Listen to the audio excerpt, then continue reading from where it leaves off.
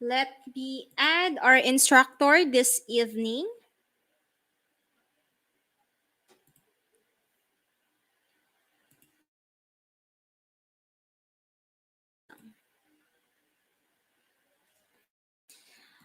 Okay, so you can connect with him in LinkedIn. He is our tech enthusiast, Mr. Raymond Mapalad. And if you remember, no, he also conducted the Photoshop training under our community. Hi, Sir Raymond. Yes po, we can hear you. Finally, I apologize for that technical difficulty. So, um, can I start?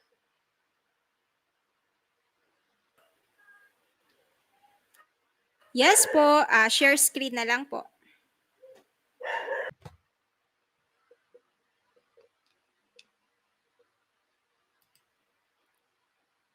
Hello again.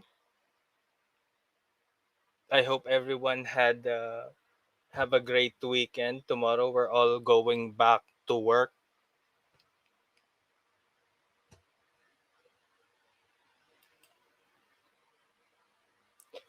And now, let me go ahead and share my screen. Can can anyone see this?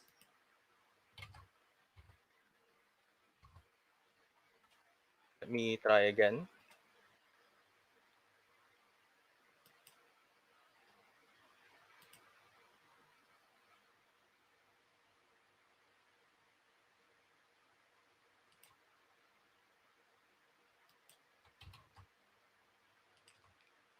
Okay, so now I've started off with a new project. Again, I'm starting from scratch this time. And excuse me. And as a disclaimer, this tutorial is once again for newbies of Photoshop and enthusiasts as well. So let me start off by naming this project. I'm not going to make it too complex. I'll just call this project one, and then I'll hit OK. Yes, I'll override it. I used that earlier, but there was no content in there. Okay, now here we see the user interface, and for those who have worked on or are familiar with video editing softwares in the past, Premiere, of course, has the basics. It has the panel where we can select the files on. It has the timeline where everything gets edited. And we have the monitor that shows what is being edited. But there's actually a fourth panel called called the source monitor. But let me go ahead and briefly explain how that works. Basically, Premiere Pro adds files unto itself. So, for example, traditionally we would in other softwares we would find files in the media browser. We see the folders, we collapse on them to find the files or video and audio that we're looking for, or we can simply drag them to the software. But here, excuse me, but here there's actually um, not really an easier way, but a way for us to organize it with Premiere's own setup. So that's what the project panel is for. The timeline is self-explanatory, and then the program monitor is the traditional monitor where everything on the timeline gets reflected. But let me go ahead and start. For the basic editing, sorry, let me just exit this and go into this file. We select the clips.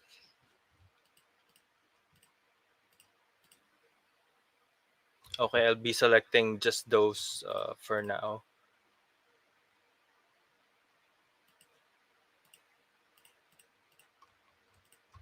I'll select the first six. And traditionally, we align the clips next to each other. Sometimes we put transition, and underneath it, that's where we put the music or the sound. But again, that's with video editing at its most raw, at its most basic form. And although this is a basic editing course slash tutorial, of course, there would be. I intended for this to have some nuance. So I'm going to start with the first three clips. So we can select them by, I can either drag them one by one right there. And one thing to note, once I dragged even just one clip, this other icon shows up, which is different from this. This is the representation that we have one sequence, which is like one tab in a browser. And to briefly explain these icons here, if you can see them from clip 1 to 6, we have these small icons. The purple one at the back looks like a film, and the one in front of it are green bars that looks like waves, sound waves. There are some clips that are film only and wave only, thus them indicating that they're audio only or video only. In this case, we have both, which is the usual type of files. And for sequences, this is the icon. We can also create a new sequence. Sorry, not like we'll need it here by pushing Control N and then hitting OK. Okay, so we can toggle between the sequences back and forth, but in this case, I'll really just be using the first clip. So let me just close this. So we have one click added here, and then I'm going to select the other two.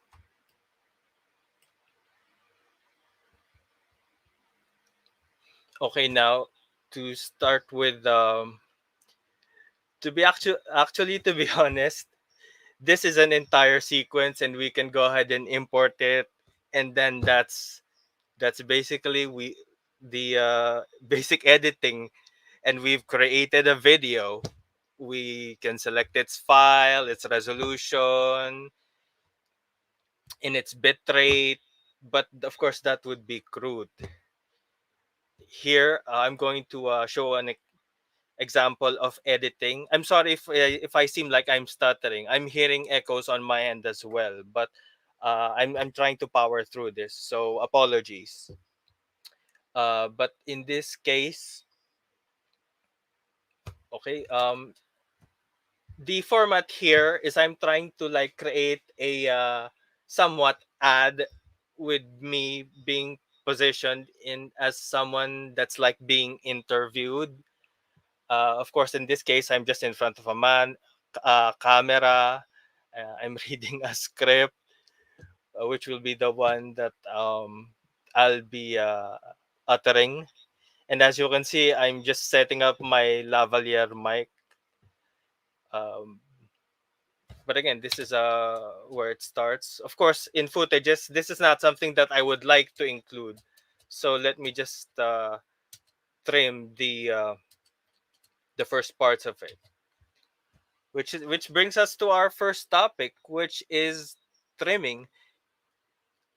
Okay, so oh, by the way, before anything else, it would be helpful if before we start editing, if we have some sort of outline, like a script or even a storyboard, if you're into those things.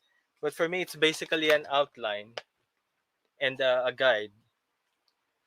So we have several types of trimming. First, I'll be discussing the basic trimming with the selection tool, which is the one right here.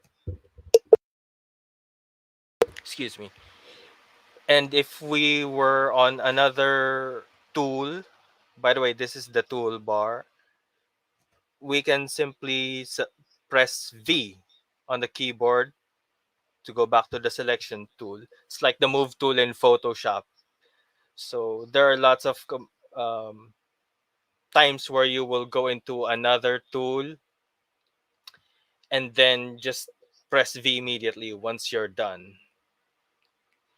Okay, and then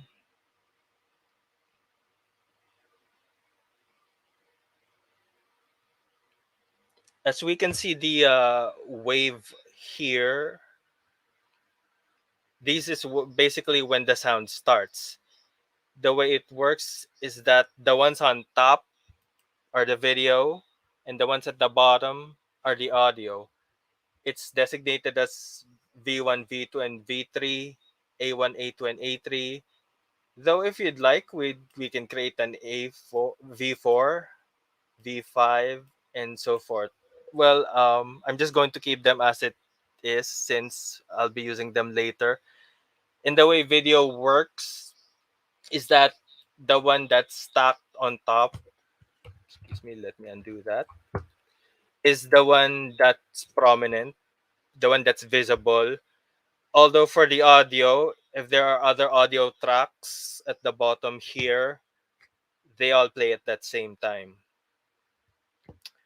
So here I'd like to remove this part. So if we move the mouse near the edge of this rectangle, this clip, we see that the pointer changes into a bracket with an arrow. That means it's ready for trimming. So I just hold the click and then drag the mouse to the right. Okay, it stops here via the playhead, and then it's trimmed. So we now have this large gap. Well, I can even either just click on the gaps on either audio or video and hit backspace or delete. If you may think that sometimes you'd like to for the audio waves to be bigger as well as the video, the way to do that is you can, for example, on the video, you can click on this panel right here and then hit hold control, or I'm sorry, the alt button, and use the mouse rolling pin or the rolling wheel, and it would get larger and it would have thumbnails of the files. And at the bottom, well, once we click on the video side, we do the same thing. We hold the alt and then move the rolling wheel, and then it shows the waves. But it's bigger vertically, but not horizontally. And we can lengthen the clips. Well, visually lengthen the clips. They would still retain their time. by clicking on any part here, and then once again hold Alt.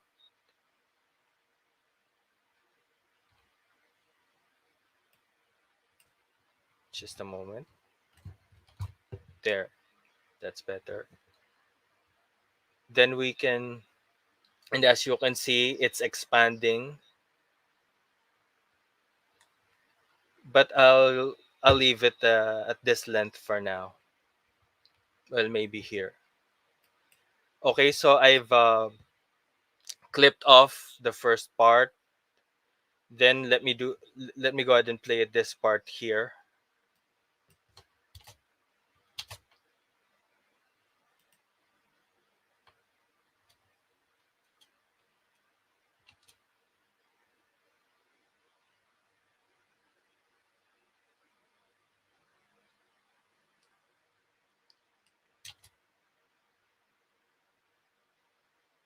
I've actually repeated a sentence.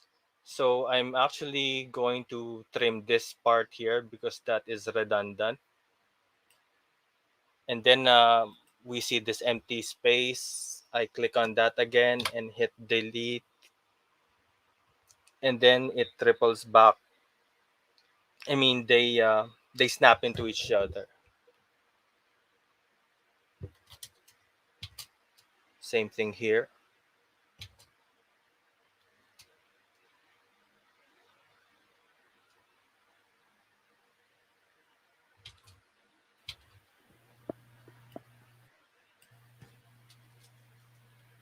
Sir Raymond?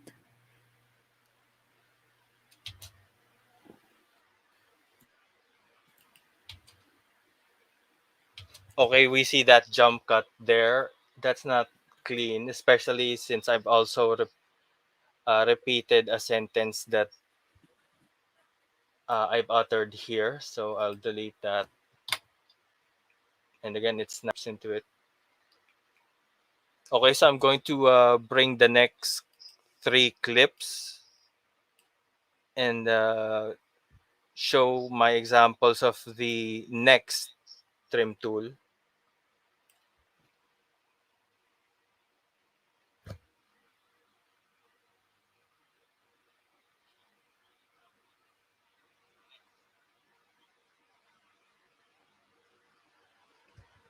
Excuse me. Okay, I've numbered these 4, 5, 6, but in this case they're inverted. Sometimes that may happen if you're editing fast. So what I will be doing here is I'm going to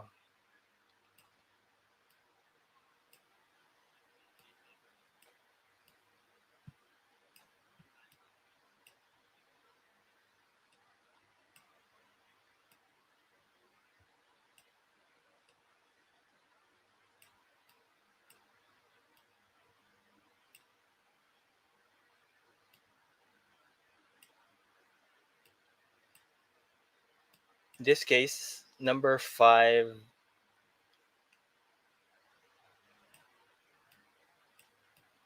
simply is on the same spot. I just swapped 6 and 4.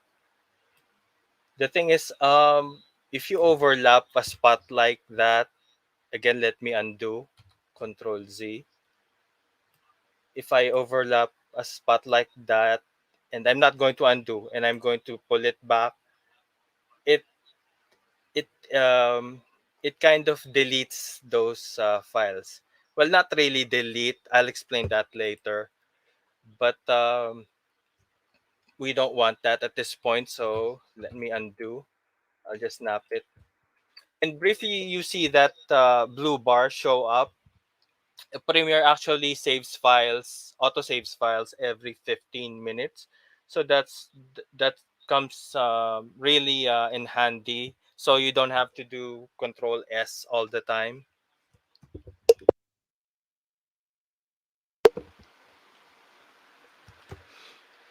Okay, so we have the following three files. And normally, if we whichever panel that we're working on of these four, We can either double um, double click when the mouse pointer turns into this black arrow with a square to enlarge the file, click it again to shrink it. But there's a shortcut for that as well, and that would be the button, which is the one on top of tab and on the left of one on the keyboard. This can be handy for trying to, for example, preview a file.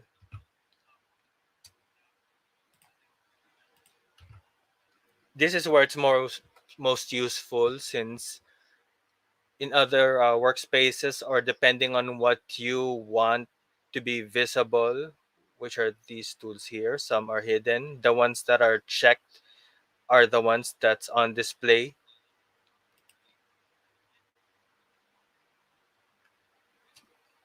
Then enlarging the project panel may be ideal for you.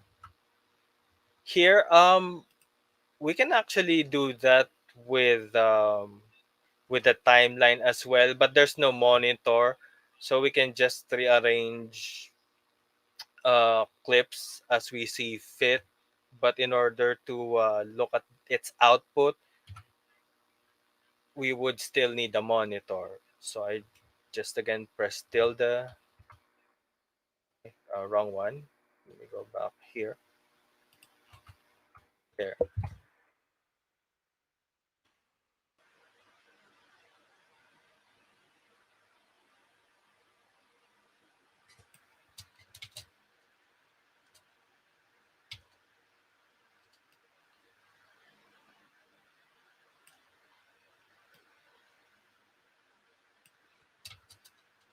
There really isn't any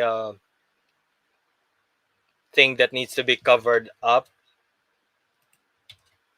As you can see, it moves from one clip to the other. I basically split them. I'll get to that. But for the sake of an example, if I wanted to get rid of this part right here, after I've uttered a sentence, of course we can do the regular trim, snap into the playhead, click, and then delete. Okay, undo, undo. But of course, those are two steps. Another way that we can go make a trim by pushing B, which is the ripple edit. Sorry. It's almost similar. We see that bracket, we see that arrow, but it's colored yellow. And we move it just the same. We hold the click, we move the mouse, and it snaps into the playhead in this case, or just to any area that we want. And once I let go, it automatically click click I'm sorry, clears out the gap, so we don't have to click on any gaps and hit delete. But again, let me undo that.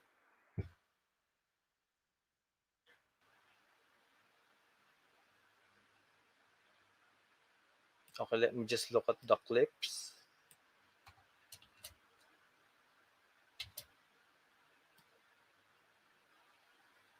Yeah, it's doesn't look too flattering. So I'm going to delete that.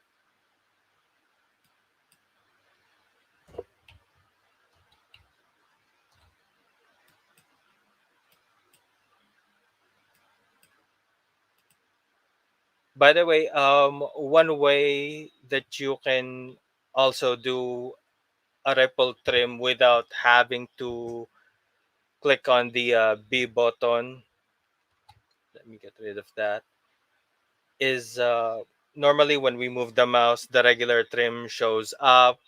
But if we move it a little far apart and then hold the control button, the trim get the ripple trim gets enabled temporarily. So let me go ahead and do that. Actually, I'll just stop right here, not necessarily to the end of the playhead.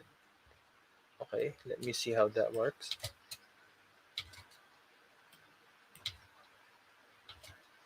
Not perfect, um, but again, I'll cover that in the topic later.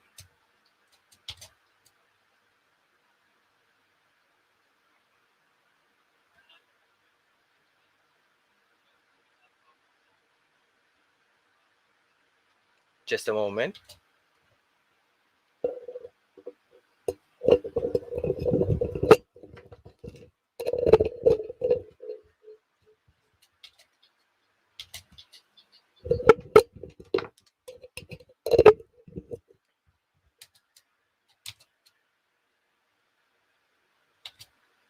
I hope everyone can hear me because personally, I'm not hearing the clip that I'm sharing.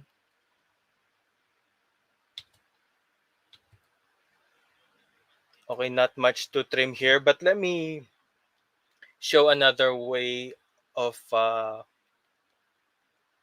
another method that applies to the previous two trims that I've cited as examples. Either we do the regular trim, and then this is the play ed, and when he we just hit E, and it automatically deletes from the point of the playhead to that trimmed icon. But again, in this case, we just have to click and then delete. So let me undo that. By the way, also to note is that redo here, like Photoshop, is not Control Y, unlike most programs. It's also Control Shift Z. But in this case, we'll be doing more undos than redos, and giving that example again with the other trim tool, the ripple trim. I click once, the playhead is here. I press E, it gets trimmed. No need for deleting a gap. So we basically have three clips here, almost complete.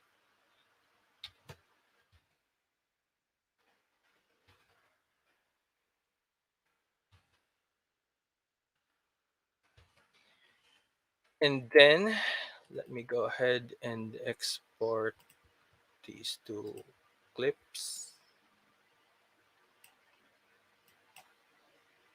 I mean import.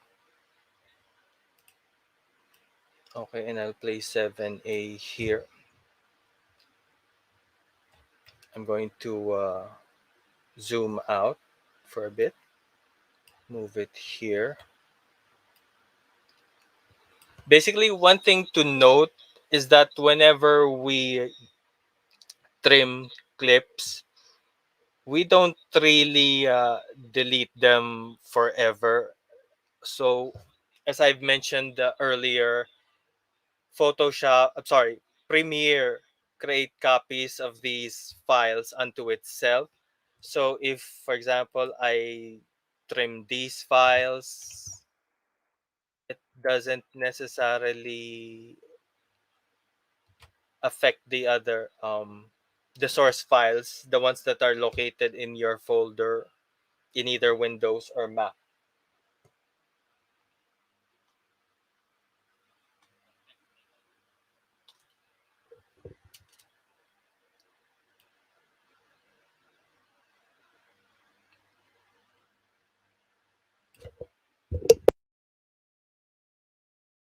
Sorry. Okay, now we have one long file.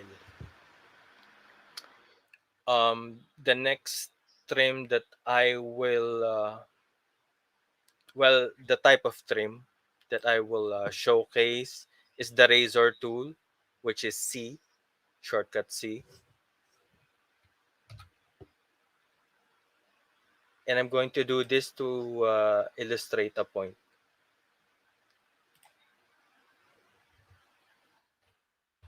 But I didn't mean to undo that. Okay, I'm done. I'll hit V. Okay, so it's one file that I've separated into three. And as I've mentioned, um, the ones that are trimmed off aren't really gone forever. It's like they are hidden, so they can't be played and heard. But it's non-destructive. They're still there. Like for example, there are other tracks like V here and V3 and V2. So let me go ahead and lift this.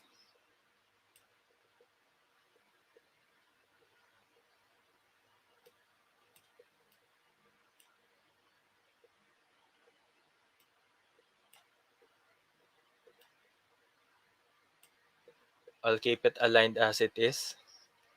I just zoomed it, so that's why it looks bigger than the others, but they're basically the same file.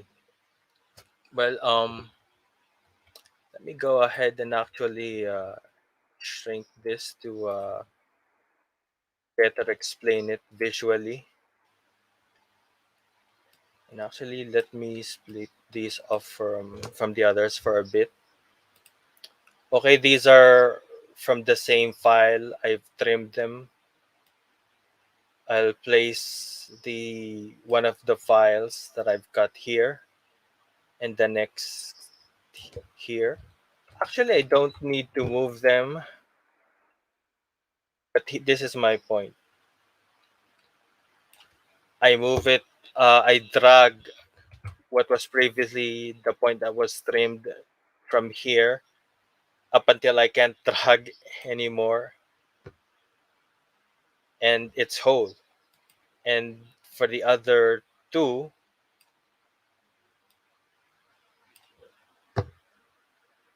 for the middle, of course, I had to drag to the left and to the right. And on the third, I'll just drag to the left. So we basically now have three copies of the same file. Of course, no one would really do that. Oh, there's the auto save again. But I just wanted to show that as an example that the files don't really get deleted. Um, Although once you do see this triangular shape, that's the very end of it. Let me go ahead and undo all of that. Okay, so it's back to being one file. And as you can see with the previous files, they all have triangles. So they're actually very short files. I can still razor trim them if they want, but there's no need to do that in this instance. Let me hit V for the default.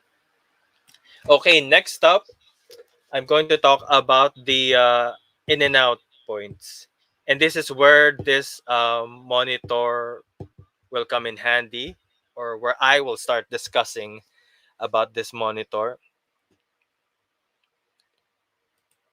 Basically, when we either double click on any clips that's right here on the project panel, well, except for the part of the name, because it will ask to rename it. But say in the area right here, so in this case, it gives it reflects clip one on a monitor. And the same thing here with any clips that are on the timeline. Let me go ahead and click on clip six. This time the source clip is reflecting clip number 6 on the project panel.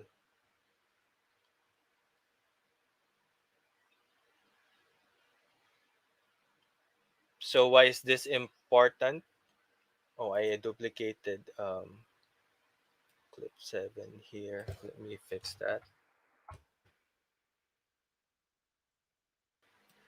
There are times in which before you export a file, like for example, let me delete clip 7. What if I only what if I only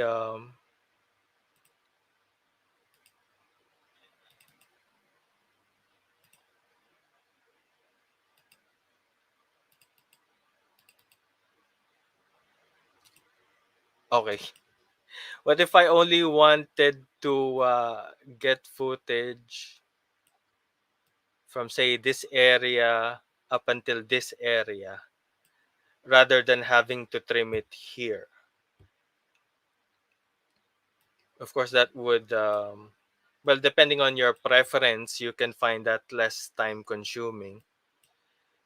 Now we have the in and out points, which are these two. Mark in is I, mark O, um, mark out is O, hence I and O, in and out. Okay, I put the header here. I press I, that is the endpoint, and then I place the pointer here or anywhere where the header is. I press O, and that's the out, and then I can drag that right here. And in this case, the only thing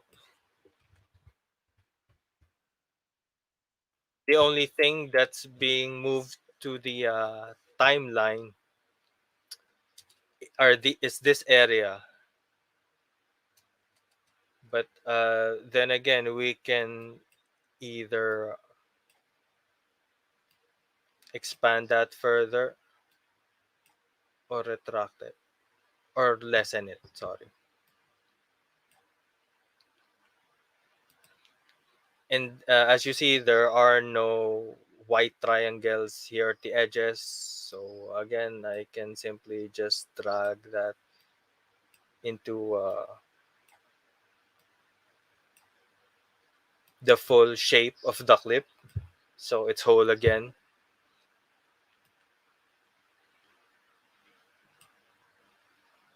The next type of trim that I'll be discussing is the rolling trim. Normally, for example, in this clip, I've selected from this point to this point.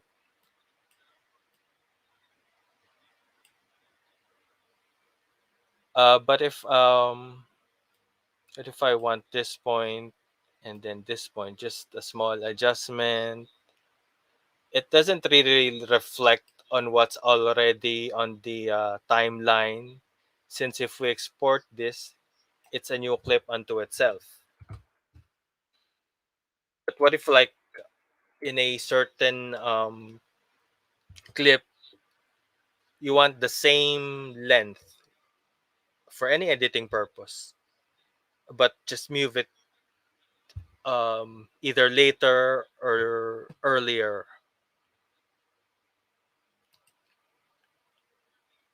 then that is where the rolling edit tool comes in, which is N.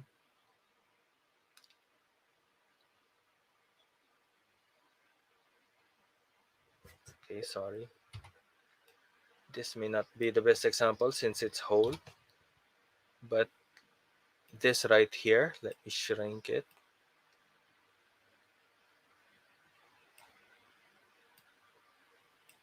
There you go. So this clip is a bit short.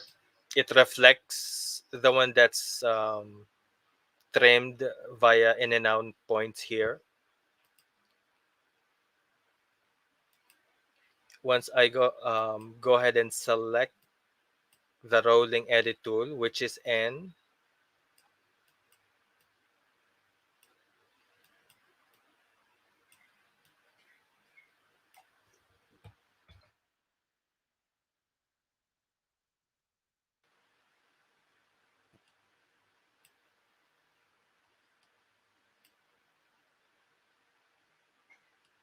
I apologize, that was the slip tool. The one that I'm referring to.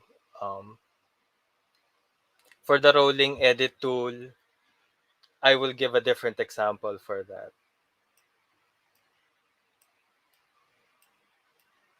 Here we can see the first frame of what was of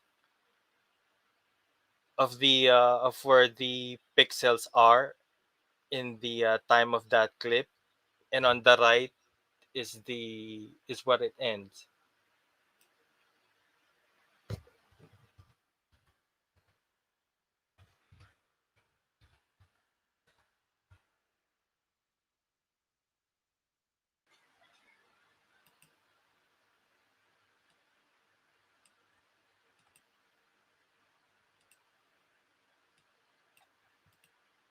Okay, let me place back 7 here. Actually, now I'm going to discuss the excuse me, the slip and slide tools.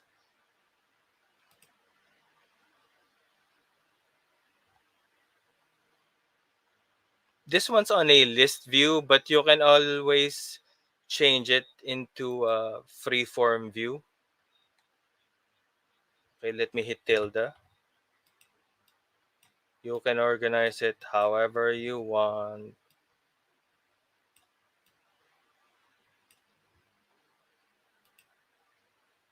Or you can select the thumbnail view. This is the default. Okay, let me hit tilde again. So now, let me double click and then get to the B rolls. Actually, before that, although Premiere creates copies the files onto itself, under the project panel, it basically still functions like a window explorer. So the files are here. We can create a folder, which in video editing terms is called a bin. I've created a new one. This would be better viewed right like this. So I can basically select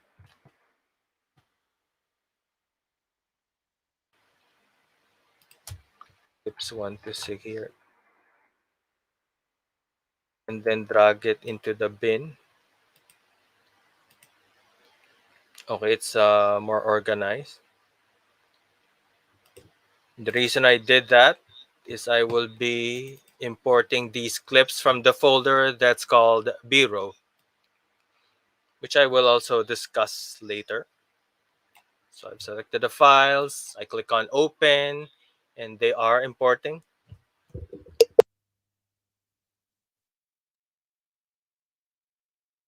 Okay, as we can see here, there are a lot of files. And to illustrate my point earlier, there are some that are video only. I don't have any audio onlys, but to my point, let me go ahead and create a new bin and then name this B-roll. So I basically created a folder in the project panel. So I'm going to select these files, the one that has the BR, which is for B-roll.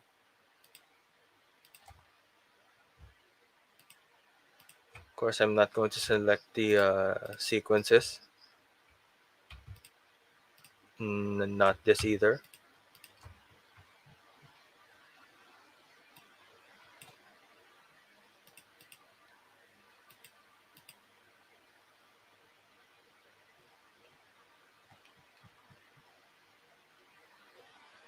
Okay, so it's more organized that way. But to show those other trims, let me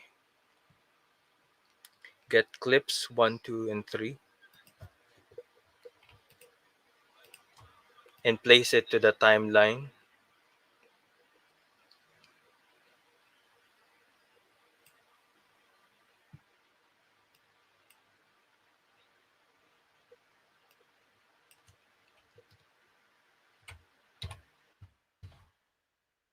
Okay, I manually saved it, Control S. By the way, be what if whether a yellow or a red shows up. That's the indicator that Premiere is utilizing um, the resources of your PC. And then it's basically stretching your PC in terms of how hard it's working. Yellow is nearly there, but still manageable. Green is the one that's okay.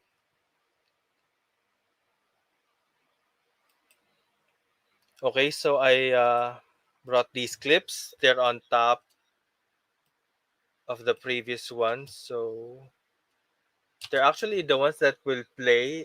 Uh, I will explain this later. In this case, there are audios here, but I only want the video for those B-roll clips. So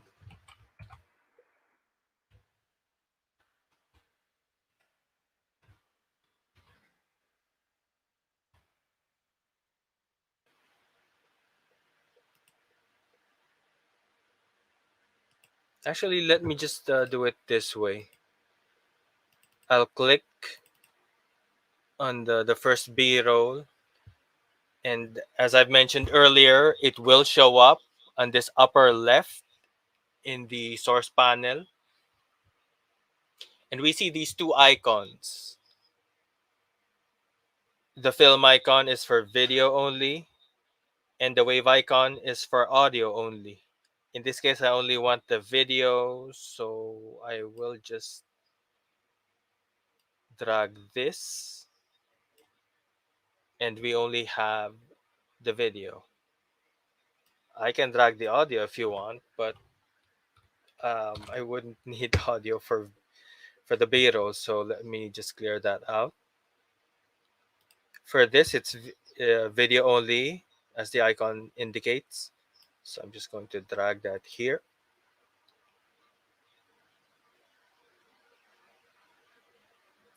And then for number 3, let me double click on that. Get the video icon and then drag it into the timeline. Okay, so we now have 3 clips. 2 are shorter than one is shorter than the 2. Let me go ahead and add a different clip here just to illustrate my point. Okay, this one's video only, BR number 4.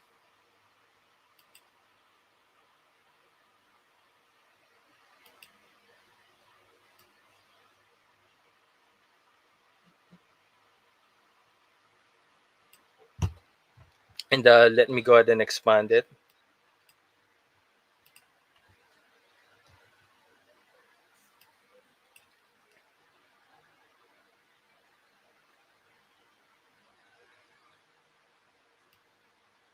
Well, these are the edges of the clip, so let me just go ahead and trim them.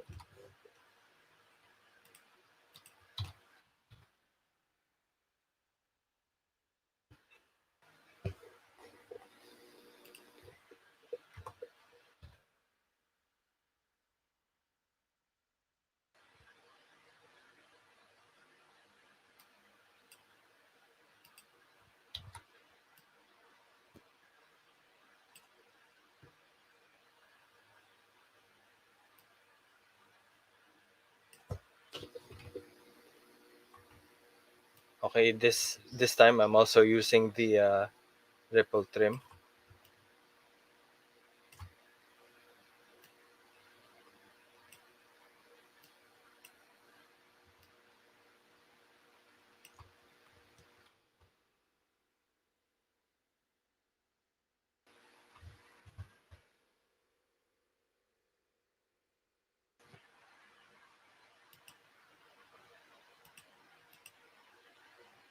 Okay, we see the it's better explained when in threes. So these two clips, the first and the third, are the ones that have the edge. So there's specific total seconds of its playback here, and they have their own preset lengths based on how I trim them. But what if I would like to lengthen this and shorten this, but still keep the time, or conversely, shorten the first clip, lengthen the second clip. Uh, what I did earlier was a lot of work, but the simpler way for that is the slide tool. And as you can see, it still keeps the same, it's still within the same time,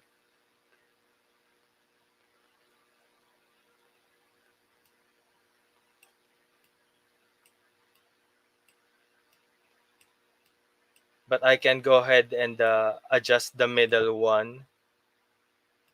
And in this case, it's the middle one that keeps its length. And the first and the third one gets either shorter or longer. Of course, it stops once it either the left or the right reaches its edge, which is indicated by this white triangle. So let me go ahead and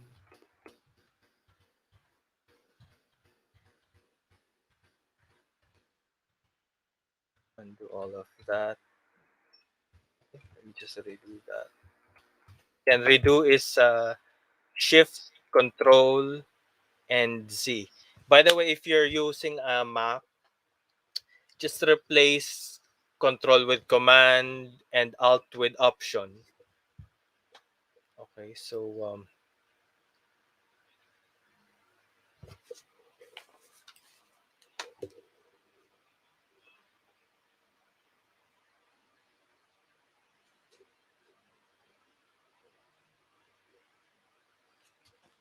okay, Control S is still save, but I can still I still have the option of doing a save as, which would allow us to rename the file into to save it to a different location, or simply change the name while we're using Premiere.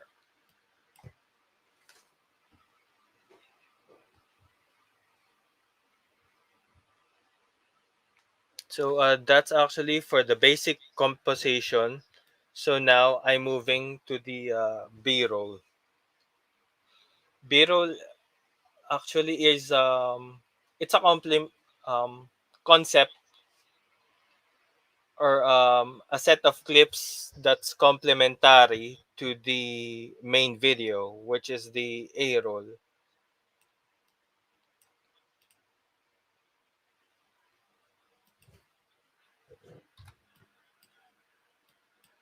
Like in this instance, the A roll is me speaking, and the B roll are those footages. By the way, I will resize it. Um, just giving you that example. Let me go ahead and zoom this out for a bit.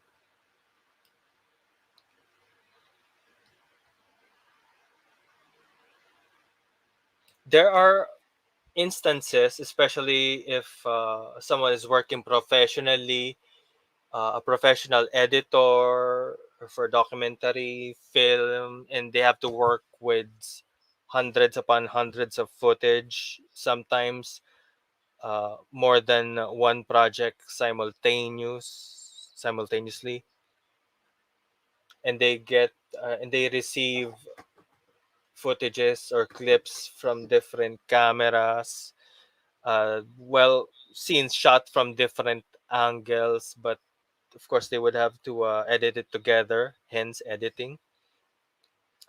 I'm going to demonstrate another creative way of showcasing two cameras. So let me go ahead and create a third bin here, and I'll just name this multicam, and then I'll get 7A and 7B, and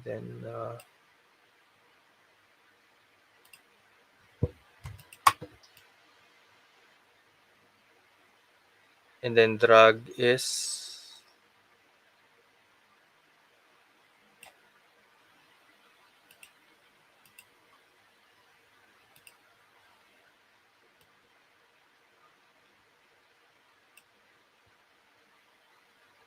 there. I actually created that bin inside the bin, so I just took it out. Here we have 7A and 7B. 7A is this standard camera, the one that's eye level, the one that mimics an interview's um, configuration or position rather.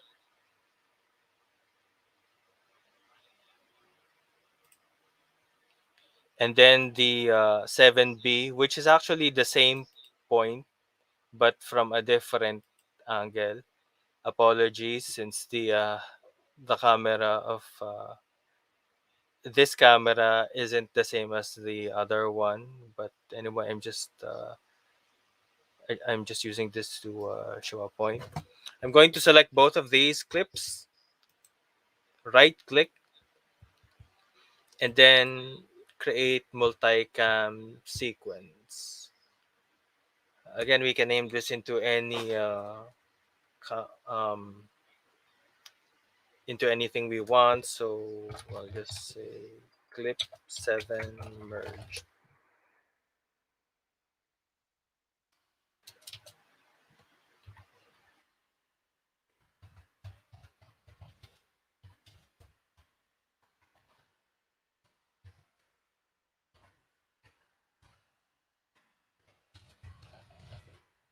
there.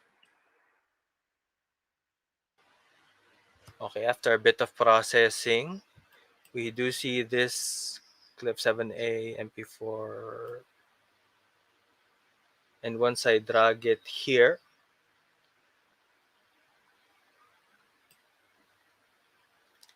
it's basically like the 7 clip.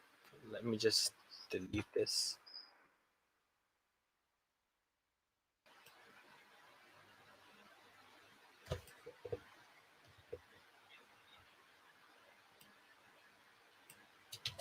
When once we play it again, it just plays normally. Let me forward that.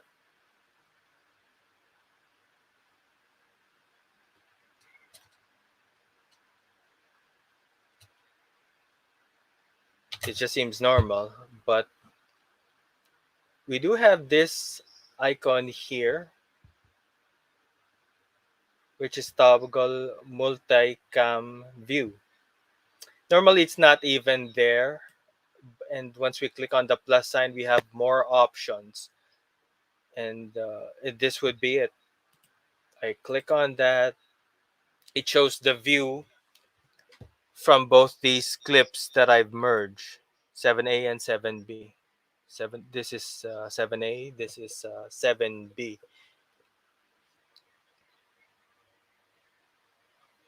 So once I play on it, once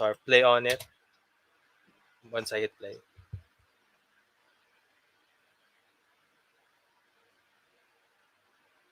we see both clips. But the one in yellow, the one that will be on the main display. Let me just expand this for a bit.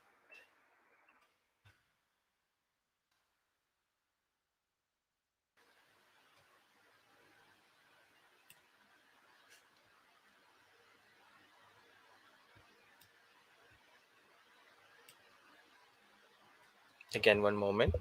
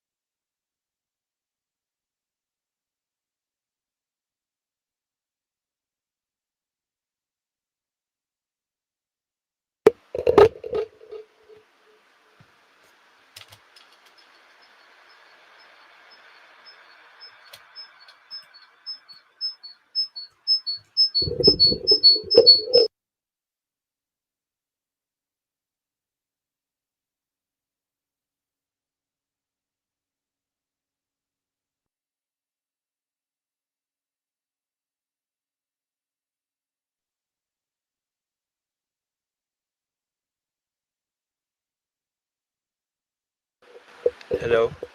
Okay, so we do see it playing. And I can choose at any point, for example, here, once I click on this, camera 2 is the one on the display. And then once I move the mouse,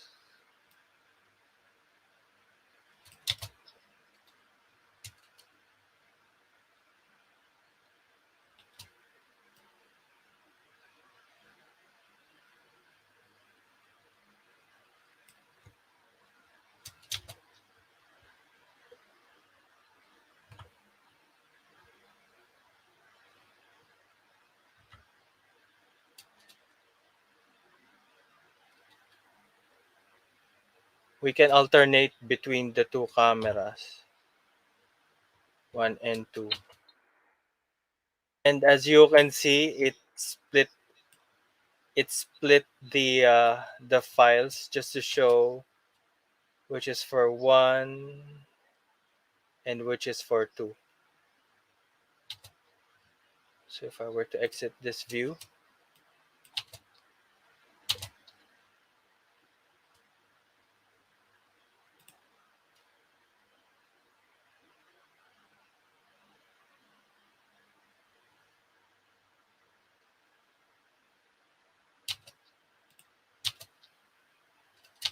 but if for at any point you wanted to change which camera that's being showed, you can always just right click on, say, this clip,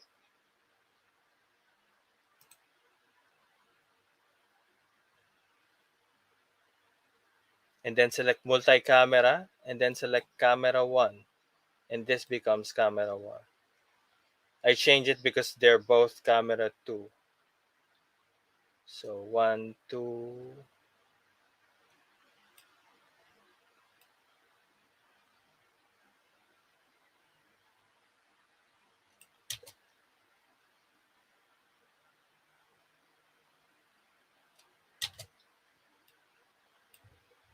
Let me go ahead and zoom out.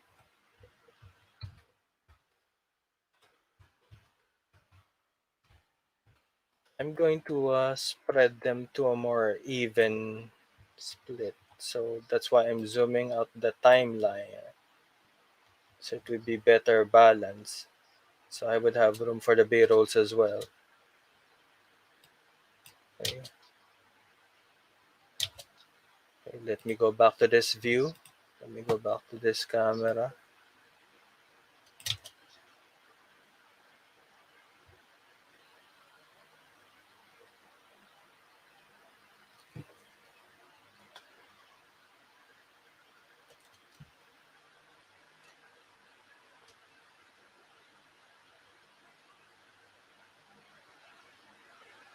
Okay, and from this point, actually, from this point, select 2, trying to get an even split. Okay, we see one there.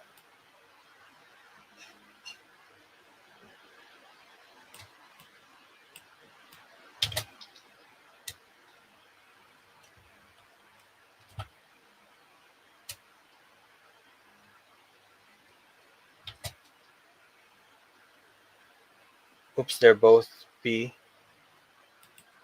Anyway, I'll switch this back to the first camera.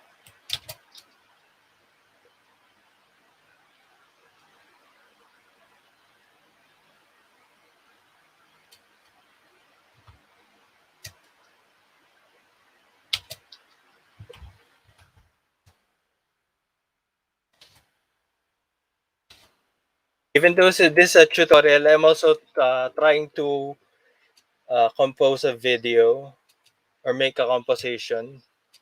So I'm also teaching as I go along.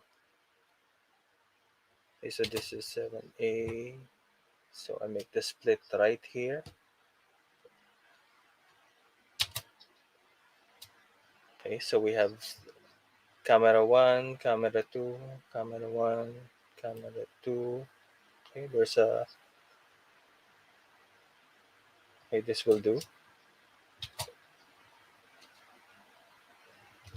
Okay, hit number 1. Okay, this will be my next point.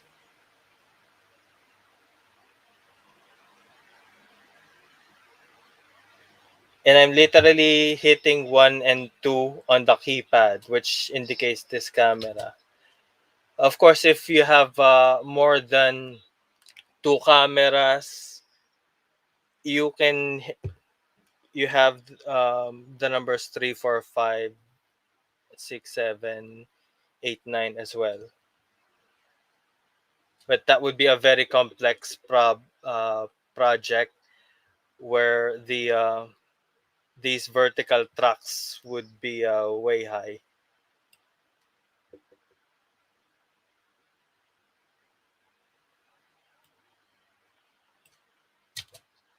Okay, sorry if I went back. I'm trying to get a feel of the edit points. Okay, so we're back at camera 1. So ideally, this is camera 2. So I hit play.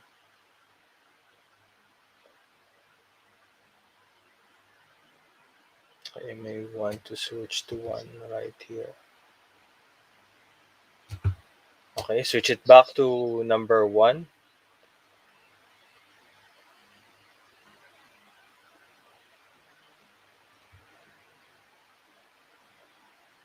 And then 2 again.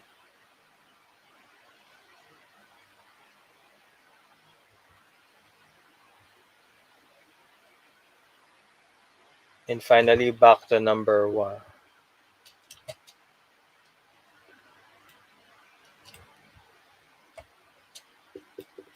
Let me go ahead and unclick that so it's no longer highlighted.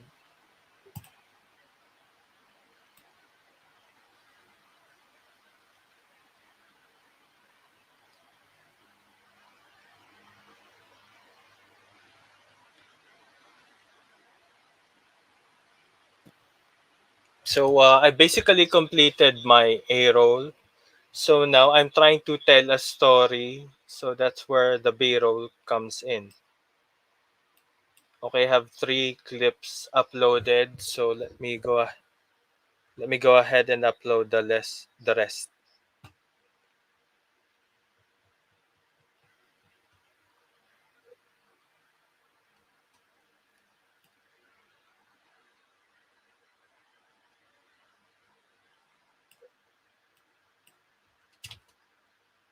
First of all, this is the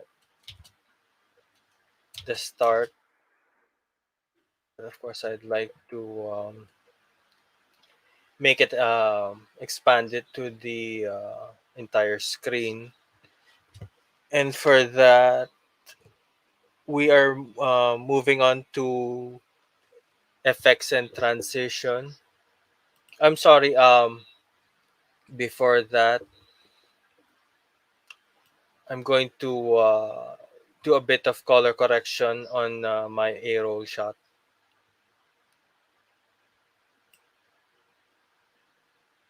So in this case, you see this. If you see this eye icon, much like Photoshop, once we click on it, it's basically not visible. Once we click back on it, it becomes visible again. So let me just hide that for now.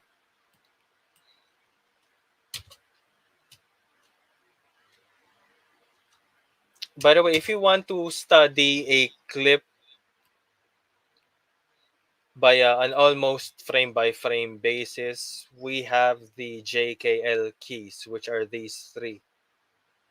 I know how that sounds like. Um, the J steps back, the K stops it, and the L steps forward. But the K doesn't work by itself.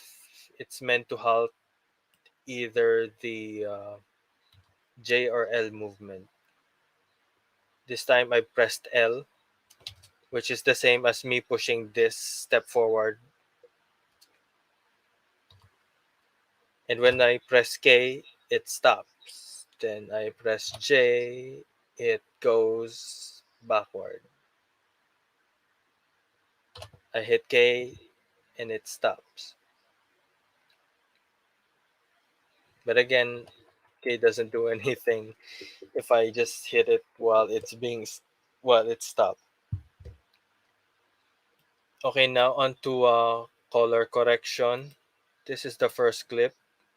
So let me move the playhead here.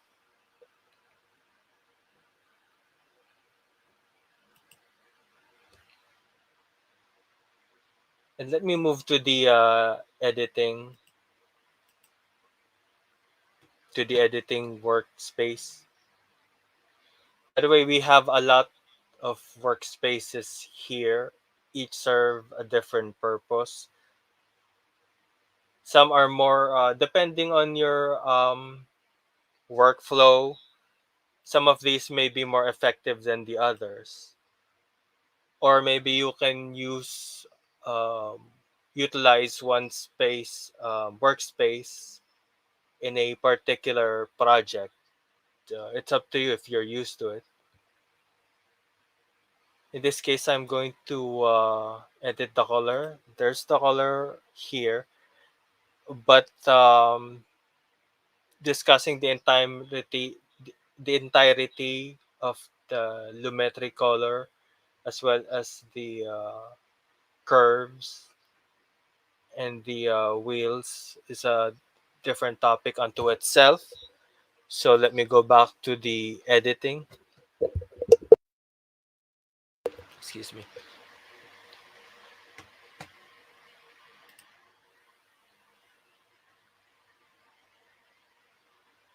And for this one, I will go to the project panel and then hit effects. Actually, let me just select this. There you go.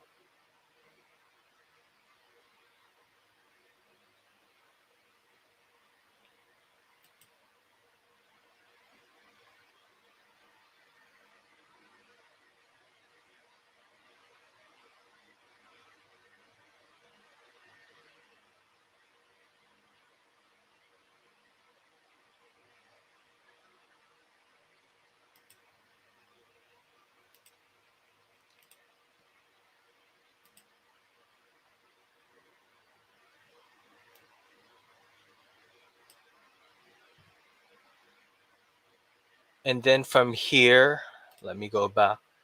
I select the Lumetri presets. I can actually select several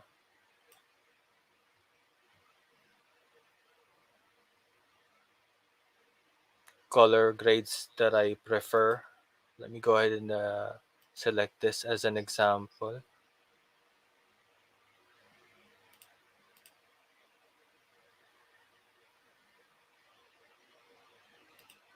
Oh, sorry.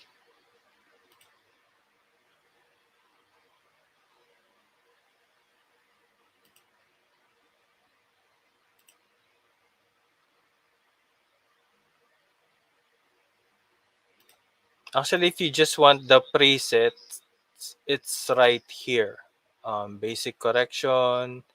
We can increase the temperature. By the way, for temperatures, the reddish are the warm color hue, and the bluish is the cool color view. They have their own uses, but that's more for the topic of filming. But we do see them in the movies. Some colors pop out, and some are muted. Let me just undo that. Okay. A more standard way, if you'd like to color manually,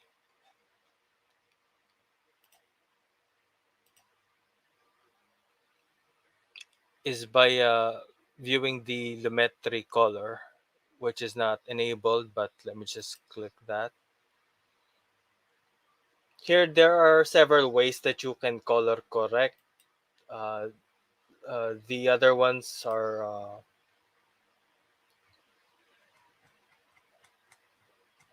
more advanced,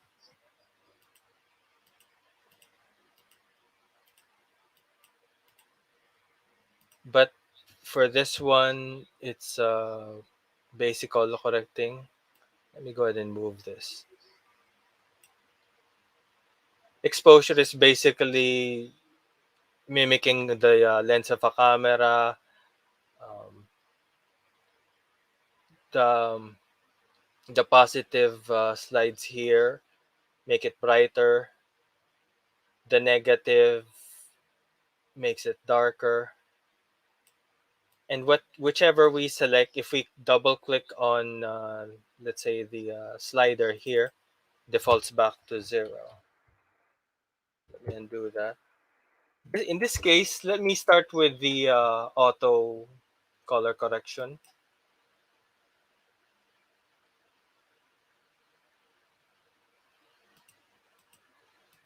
Not much of a change, so I'd like to make this more vibrant actually. Going to increase the exposure for a bit. So this one's a bit, well, before.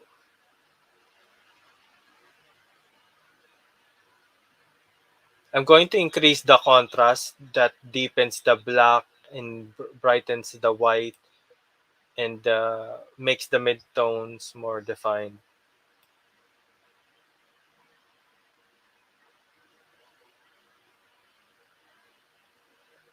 Okay, for the highlights, I'm quite happy with that. For the shadows, I'll leave it at this. For the whites and black, I'll just leave it as it is. Too much black is actually not I not that much ideal. But again, depends on your mileage may vary.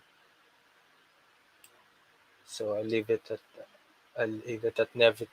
negative 16. I'd like to a more warmer hue, so that brings out a bit of a flesh. I can either make it greenish or purplish. I'll just leave it at 0. That's too bright. So let me just.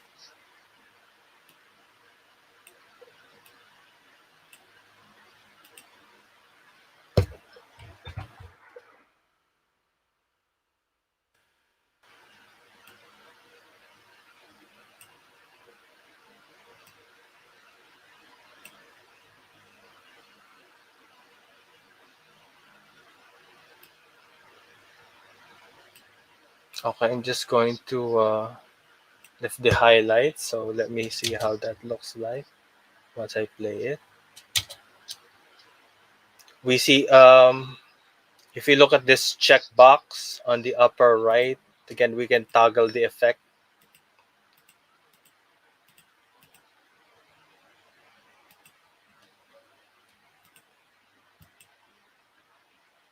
That may be too warm.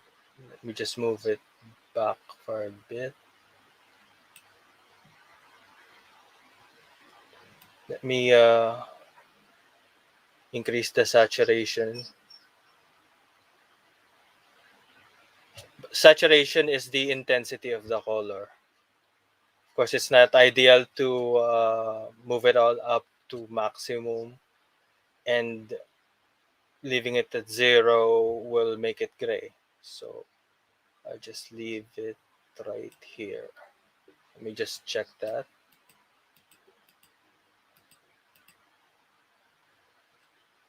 Again, for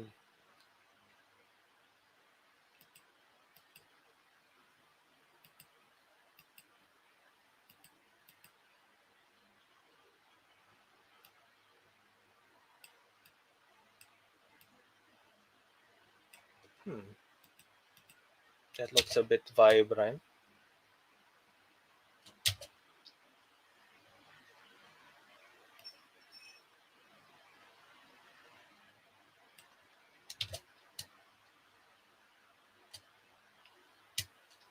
I'd move to the other clip.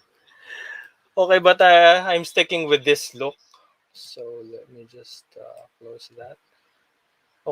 Okay, so we have one effect here. In order to copy that effect, we just select copy or control C, and then select the other clips. Well, let me just stop until this point, and then right click and then paste attributes. Then hit OK. Okay, as we move from one clip to the next, it retains that property.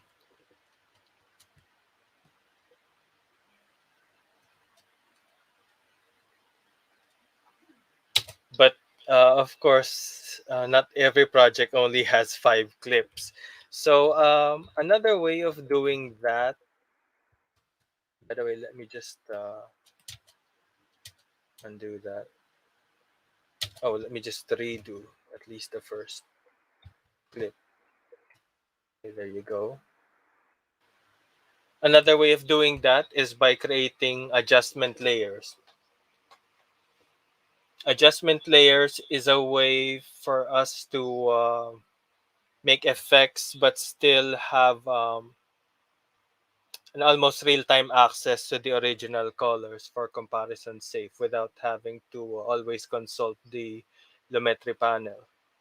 So in this case, I'm going to have to move these B-roll clips one track above, and then I'll right click here, new item, adjustment layer.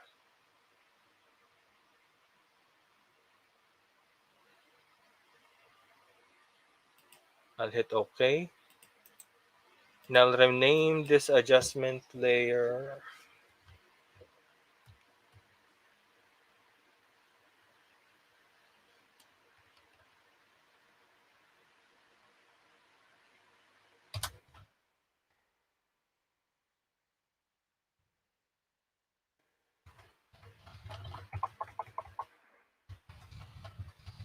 Okay, highlighted look.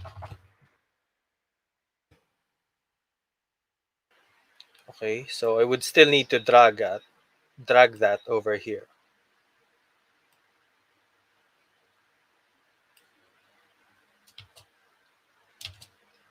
And oh, I'm sorry. Let me make this visible, and let me make this invisible.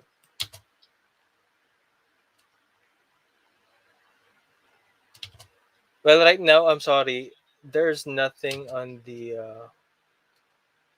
adjustment layer. But I will actually copy this first layer that I worked on, hit copy, and then I'll click on the adjustment layer, and that is where I will paste the attributes on. And as you can see, everything that it covers, it adjusts. In this case, I don't have to, but I'll prefer to remove the attributes of this one. So there.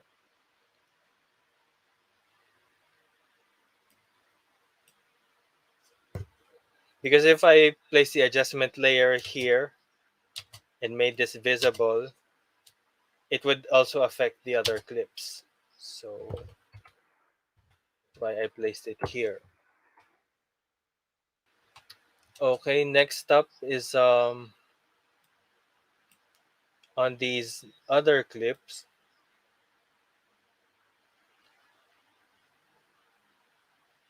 I'll adjust the adjustment layer till the end. I want it to affect the clips on camera 1. And as you can see, it also affects camera 2, but I don't want that. I mean, I don't like that. So I would actually have to move move these from the tracks as well. One thing that also helps to differentiate the track is by adding labels on them. So,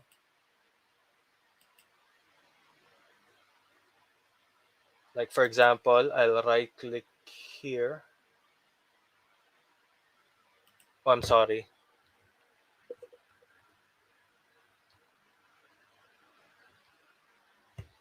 I hit M and then I'll select a marker. In this case, I'll select the purple color here. Just making sure that those are the camera 2. Okay, so M. Okay.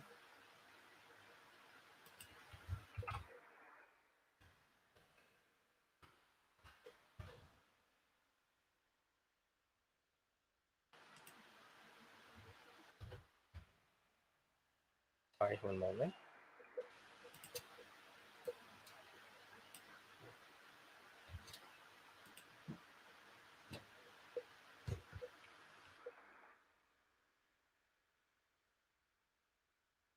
Okay, and the last one here, M and then purple. At least now I know there's a visual distinction, which is camera 1 and camera 2. So I'd only like to affect camera 1. So let me just zoom out.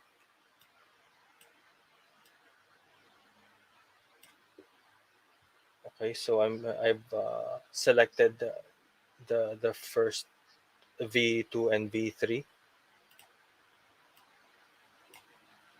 I've selected V4, and this time let me once again hide the tracks that has the B-roll.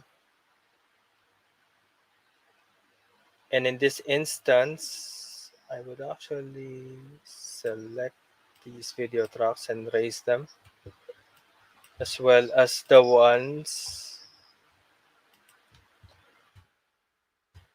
to select multiple clips, hit shift and then click. This one, well, not the edges, since that brings up the trimming tool. This one.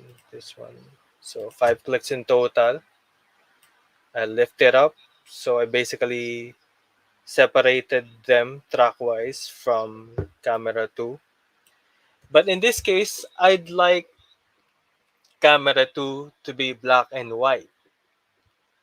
I don't, and the way the adjustment layer works is that If there are two adjustment layers stacked on top of each other, then the one that's on top will apply to the one that's at the bottom as well.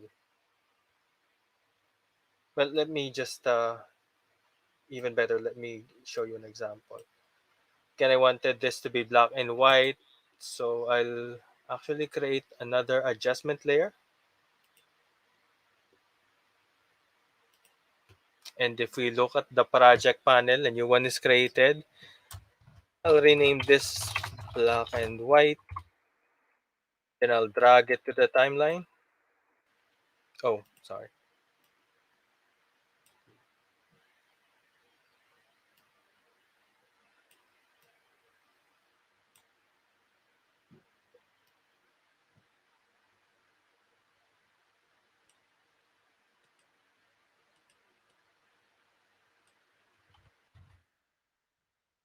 Let me just zoom out for a bit so it would give me something to pull from. Okay, I'm going to expand that until the end of the clip. Right now, there's nothing here yet, but once I select it, let me once again select the metric color. And with this highlighted as an example, I'm going to turn the saturation down to a 0.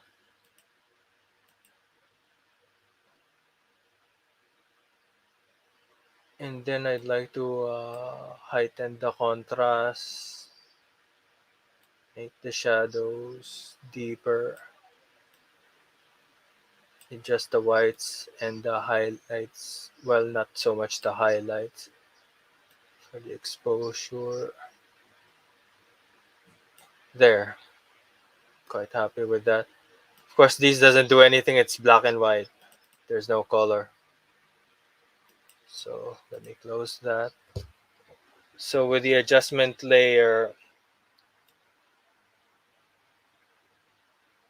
placed above the camera 2, which I've separated from camera 1, excuse me,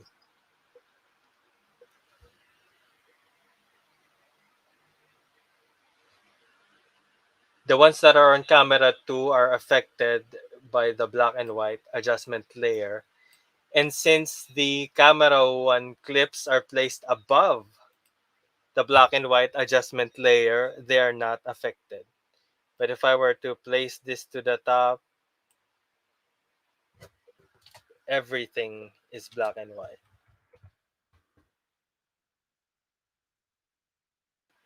At this point, the first adjustment that I did is actually stuck on top of this black and white. But that's fine since there's no color in me anyway.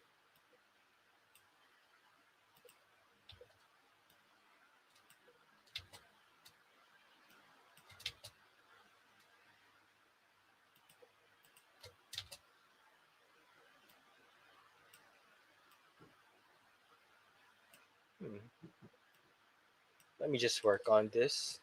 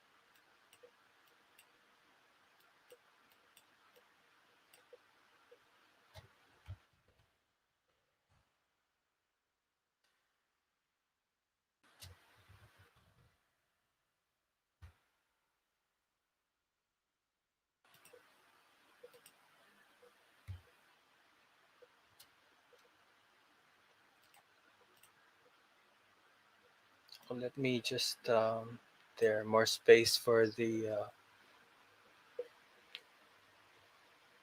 program monitor. In this space, um, sometimes you may no longer be satisfied by the size and configuration of a certain workspace. You can always just reset it, or you can also save any type of customized workspace if you want. Just give it a name and hit OK. I'm not going to do that right now. Okay, so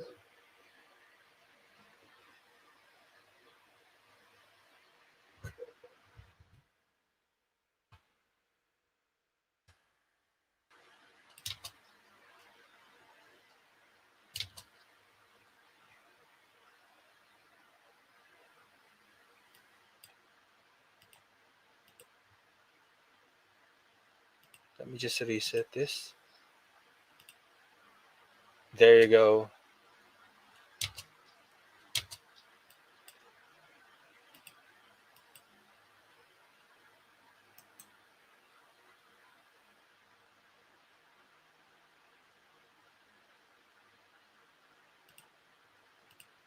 Let me go ahead and save this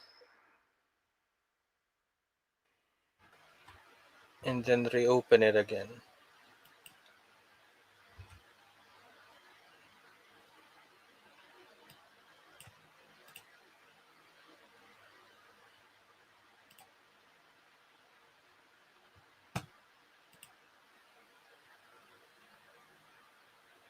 You can always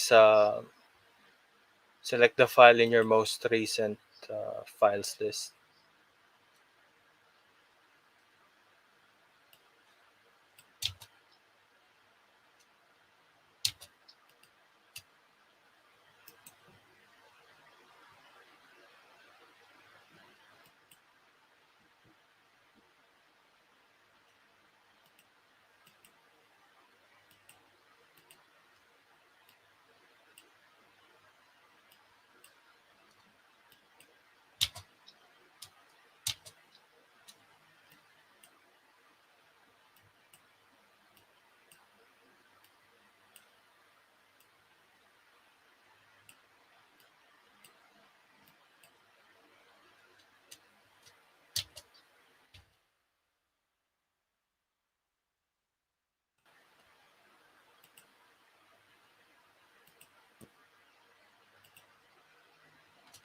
But anyway, moving on. So we have both clips of black and white and color. So we've created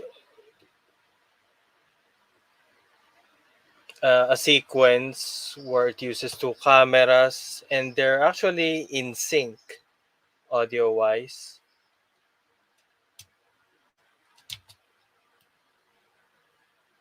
And now we go to the B rolls. I will be discussing it. Okay, this first clip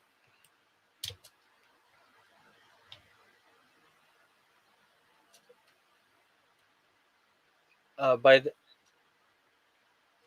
it's like the establishing shot that I planned. So I'm going to move my other clips here for a bit. Let me go ahead and zoom out.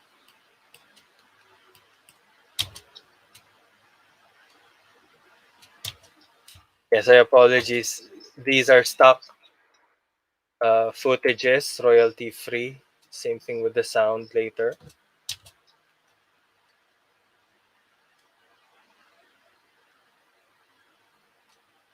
So they're actually meant to complement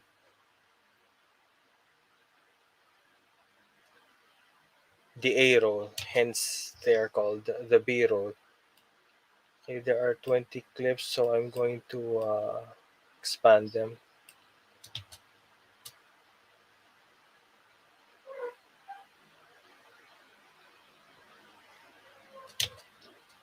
Okay, with regards to resizing this is where effect comes in. So let me select effects here, and then effect controls, and then select this.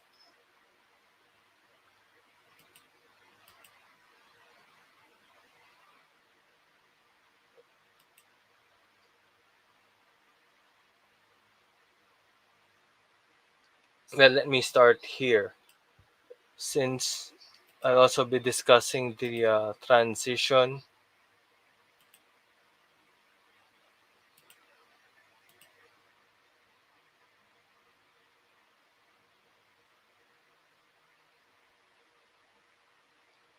Which the default, the most common rather,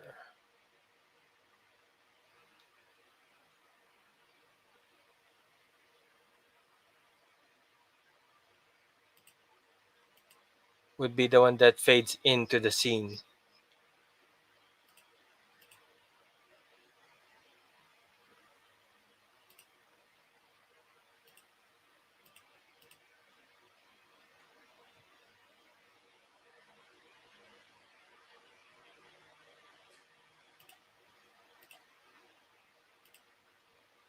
or the cross dissolve,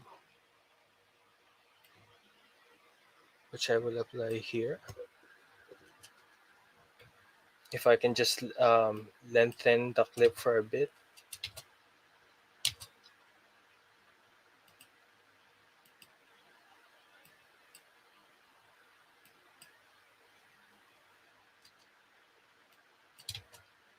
We see the fade in effect.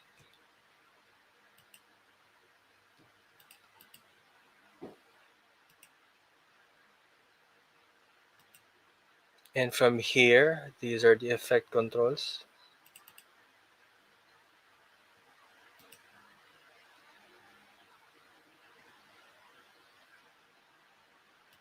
I select motion, where we can change the position. For that's vertical, this is sorry, that was horizontal, this is vertical. In this case, I'll actually change the scale,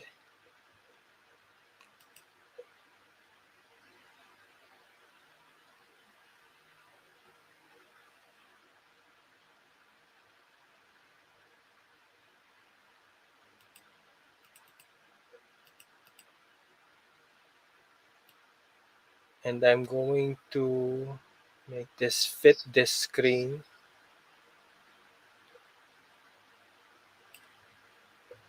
there. And then for the other clips, I'm just going to go back to this clip, Control C, and then hold the Shift, select these other clips, right click, paste attributes, and then hit OK.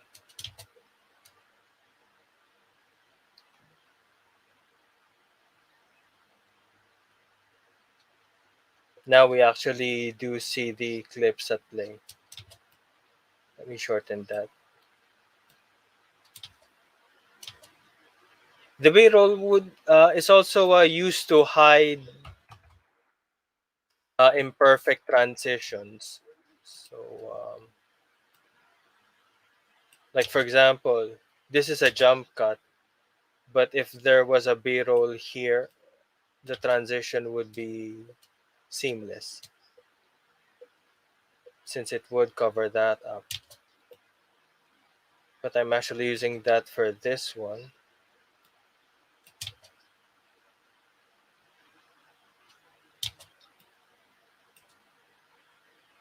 Okay, next is this one.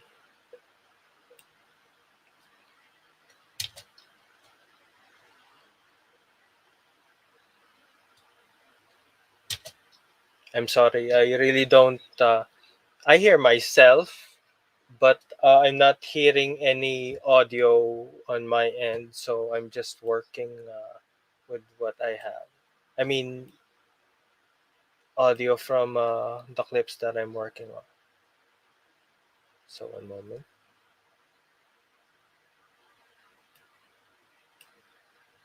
Let me try something.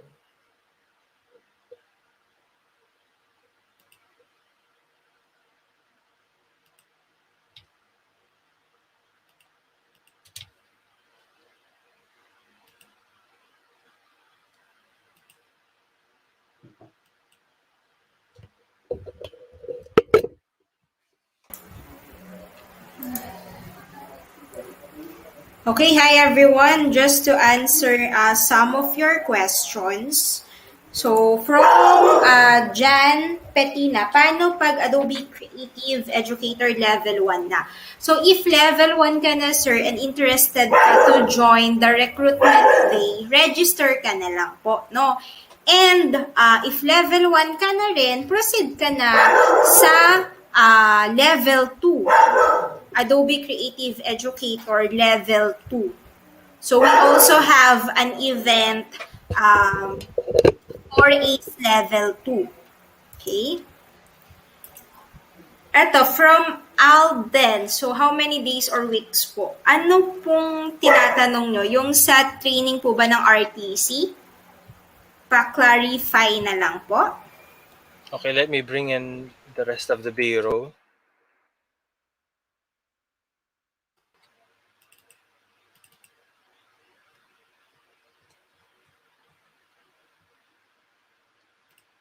Oh, they're already here. So we have 1, 2, 4. I'll just arrange them by name.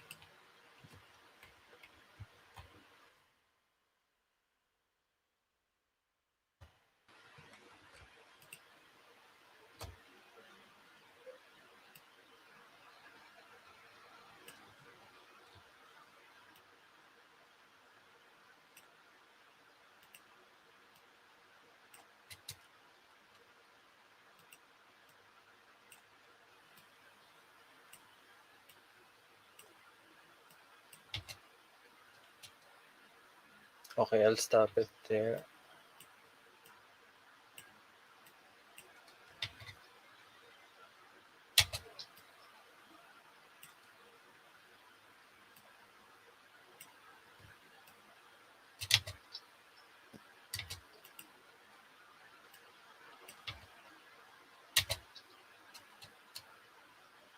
Yes, the other clip,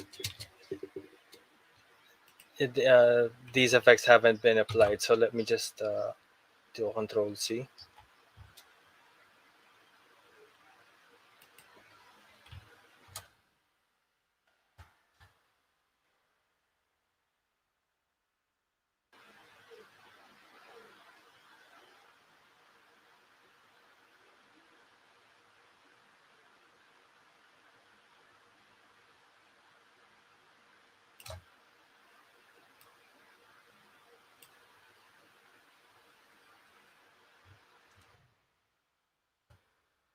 Then right click, paste attributes. It should now fill up the entire screen as it's playing. As you can see with the red over here, the computer is struggling for a bit. With yellow, it's a bit manageable.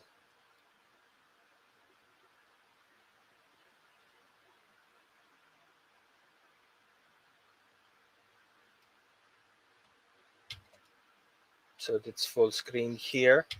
Now I just have to bring in all the footage.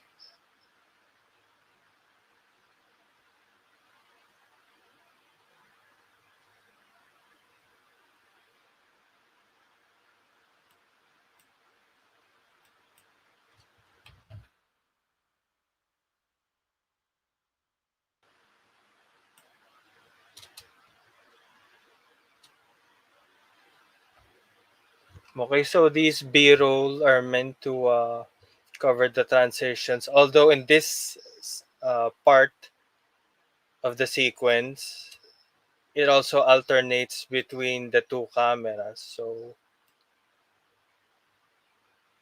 let me just pause that. One of the clips that I planned to bring was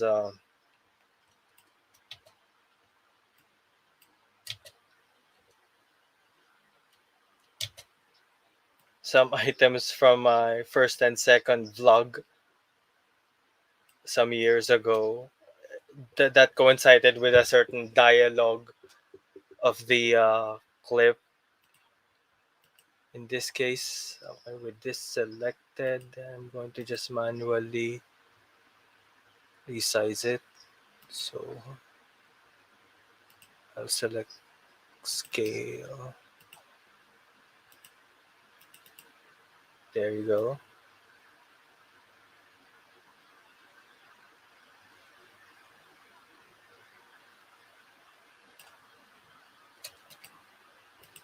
I guess I'll just copy that to this one. Sorry.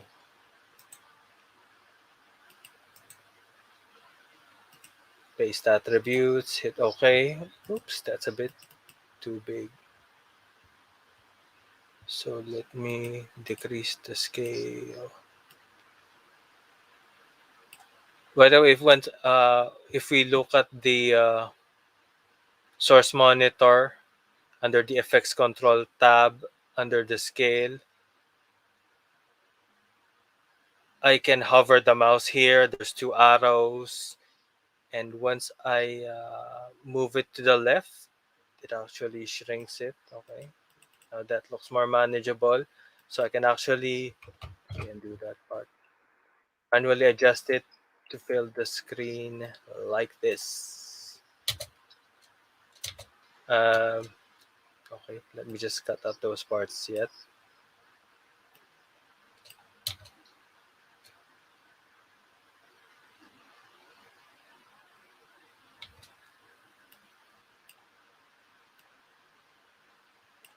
So they're just meant to be two clips, two short snippets of the clips.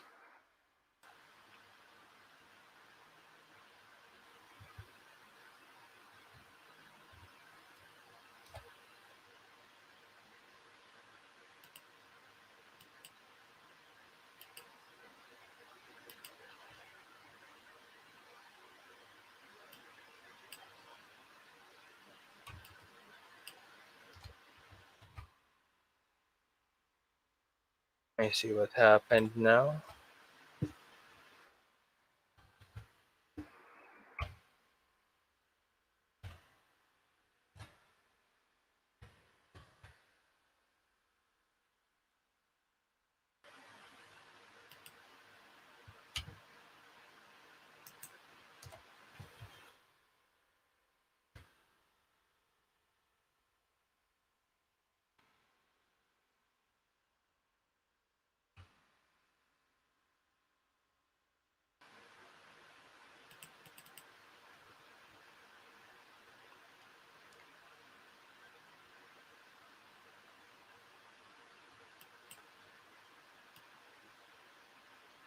There's actually audio on these clips, so I would have to.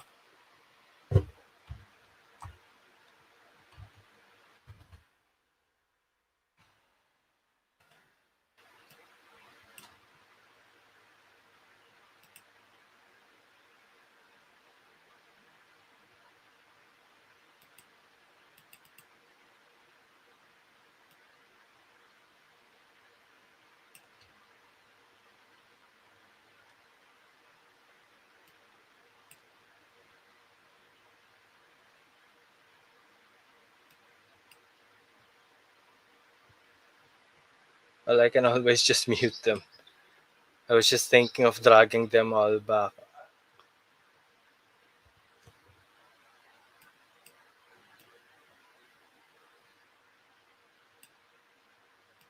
but I'll be using these tracks, so I'll just move this down further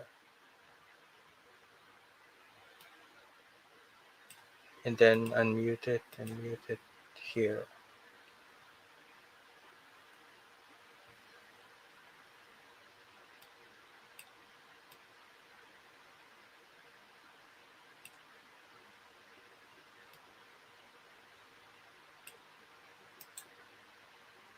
I'll add tracks since I actually, for the audio, I would need two more.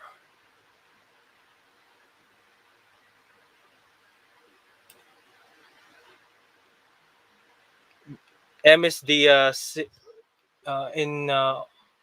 in terms of audio, M is just like the eye icon, which is used to toggle it on or off.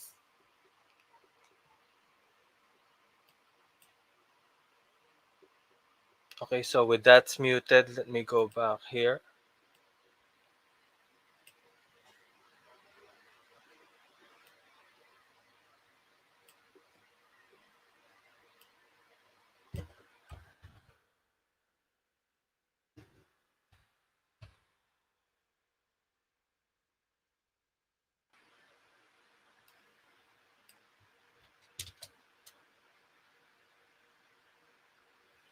Okay, it's basically playing the video.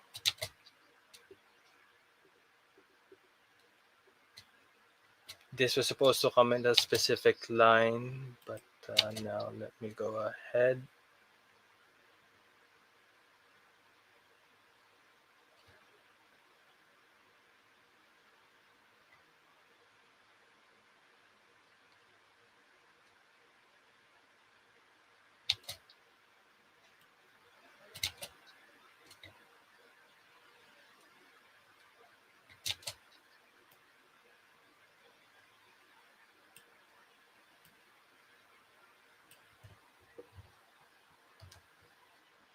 These are supposed to just take a few seconds.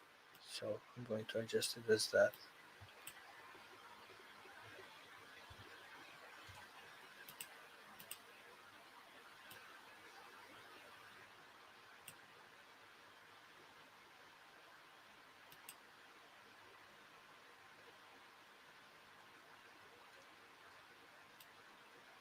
So we have other clips left.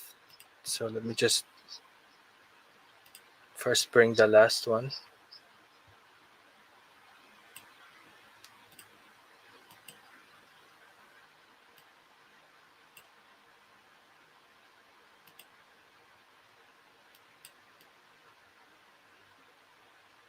And then select this clock icon. This time I will drag just the video from the source monitor, which will not drag the audio with it.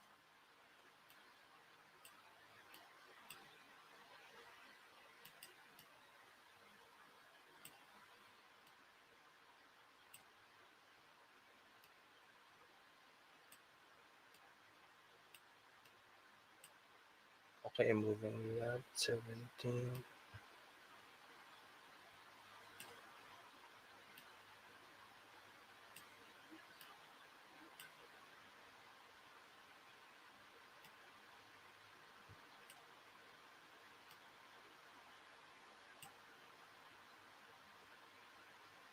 Yeah, no, some of them are not resized properly, but I'll work on them.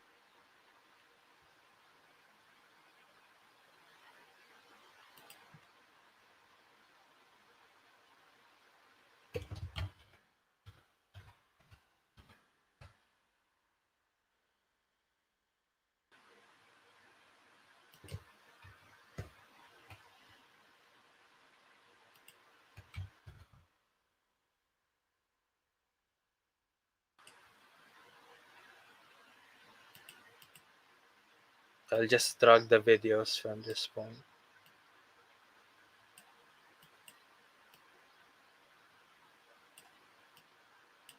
I'm aligning them with the playhead just to smoothen out any choppy transitions.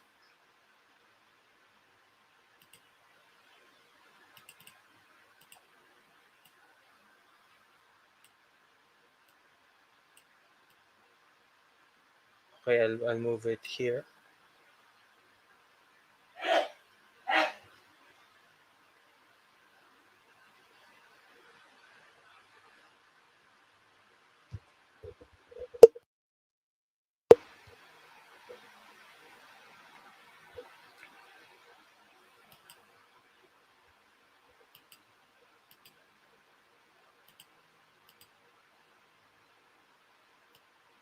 So this one's video only. Let me shorten that.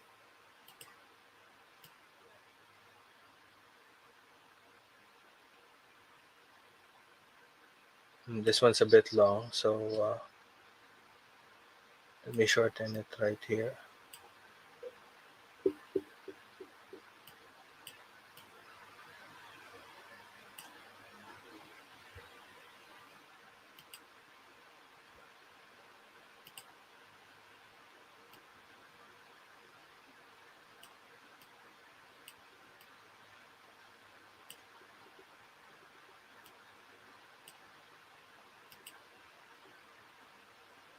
And finally this one.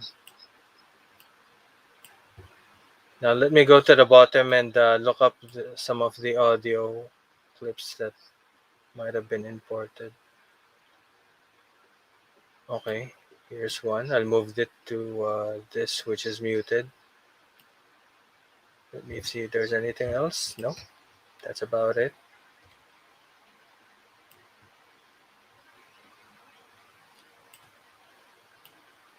And for this, I'll add the another effect.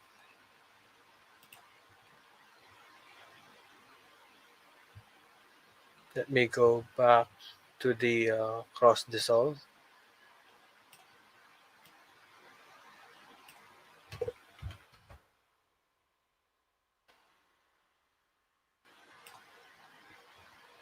And now let me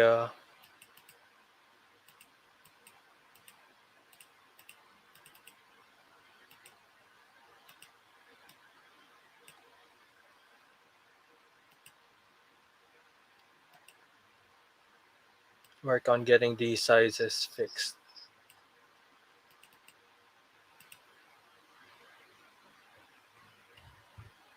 So Control C.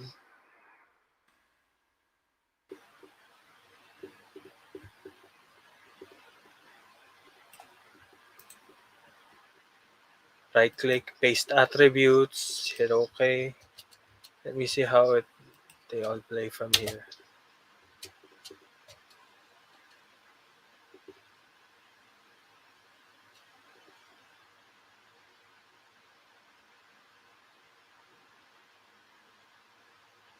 Okay, this is camera number 2. And then there's the B-roll.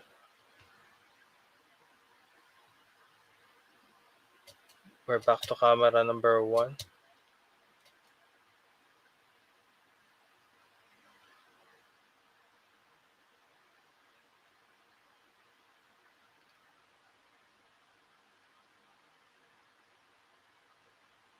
Then camera number 2 up until the B-roll.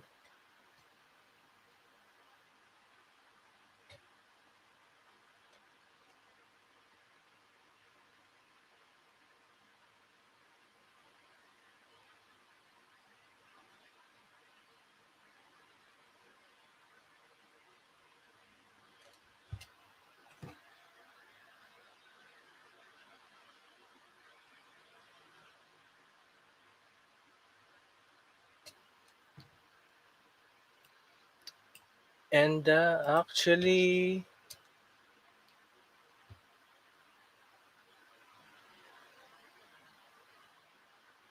this is the end shot that I planned in my that I have planned in mind.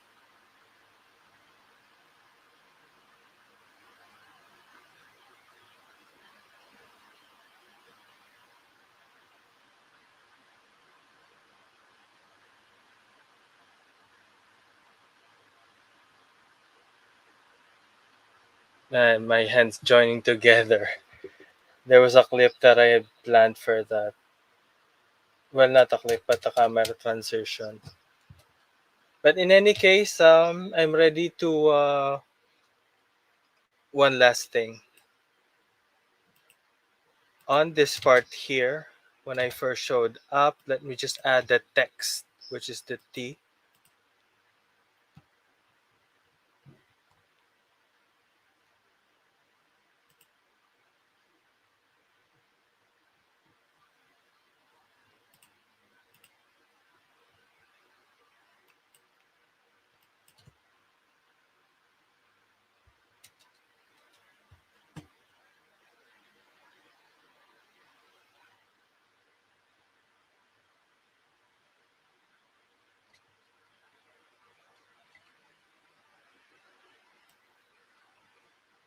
I'll just type my name here.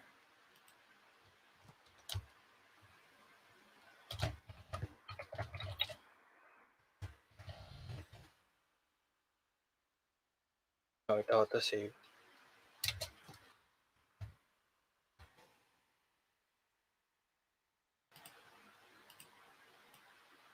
Let me type in the first name, and here I can adjust the size. I prefer Georgia.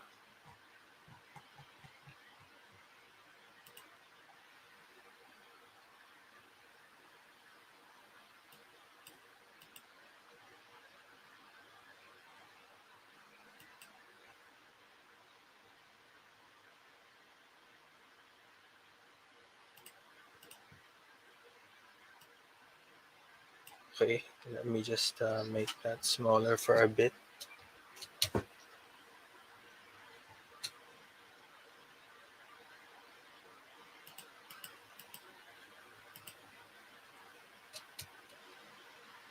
Let me increase its horizontal position.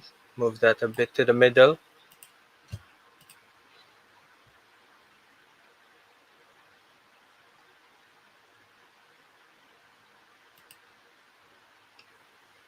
We have other options like scale and transform, but this is for a better interview. Let me just put in my last name anyway.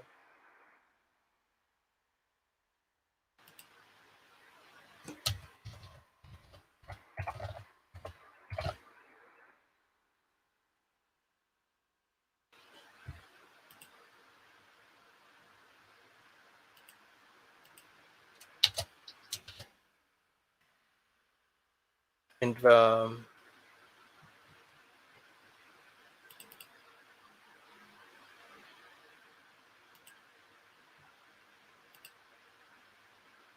let me go back to this project panel.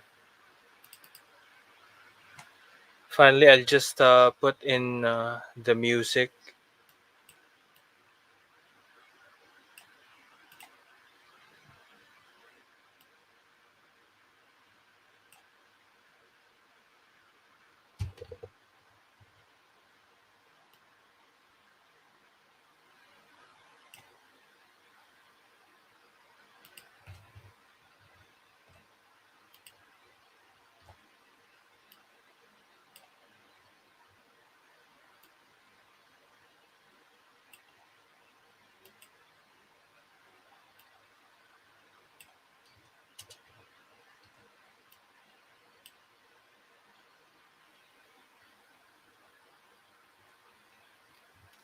With regards to the, if you look at these lines, these are all actually the volume, which you can use the mouse to slide them up and down.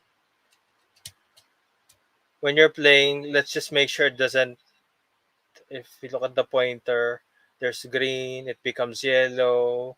Let's just make sure it never reaches red. That is not a good thing. And generally, with music tracks, we don't want them to overpower your sound whenever you're doing an interview. So let me just adjust it accordingly. Although, of course, at the start, there's music, so it's ideal that that's actually loud, and for that to just soften once the voice comes in, which are these waves. They're both on the audio track, which we can select the pen tool here, and I'll place markers right aligned where the voice comes in.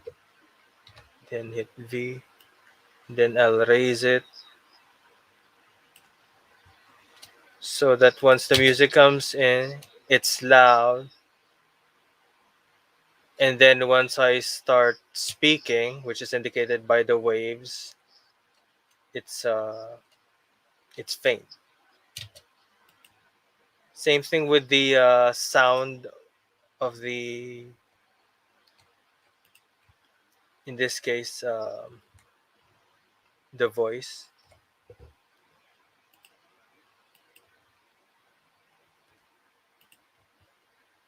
Let me just make sure that that's not too high.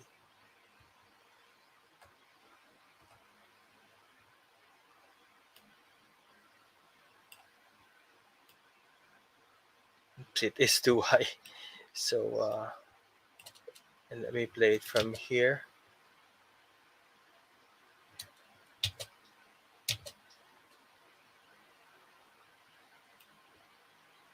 Oh, sorry. It's not that loud. It's just I'm adjusting this at clip by clip basis. Let me just shrink this down for a bit. Let me shorten the clips as well.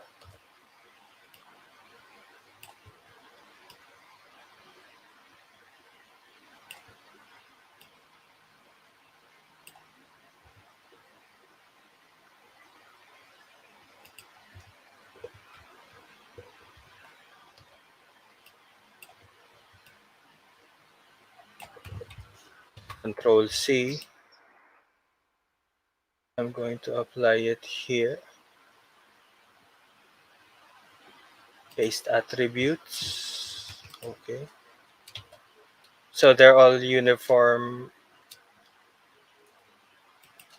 Their volume is uniform. As you can see, it doesn't really reach the red mark. Okay, so I basically discussed everything for basic editing. Sorry about the technical difficulties, but I one last thing to discuss is the exporting of files. And I'll be honest, we're not going to wait for it since even though I have an i7, it's not the latest one. So while it exports, I'm going to find the mock output that I did for a video similar to this. So first, let me go ahead and save it. Not save it, but export media. MP4, the default, it's H.264, both export audio and video. There's a preset. I'll select 720p for this one. Okay, for the audio, 48,000 hertz. The bitrate, 192 is enough. Back to the video.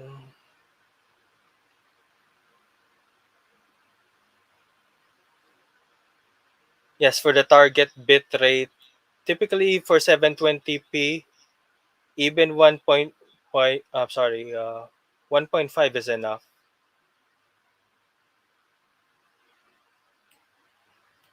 Let me just type that here, 1.5,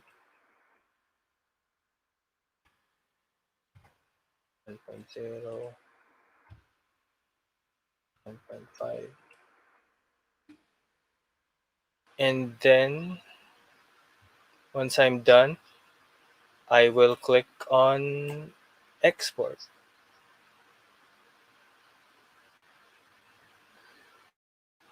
Okay, for the last bit,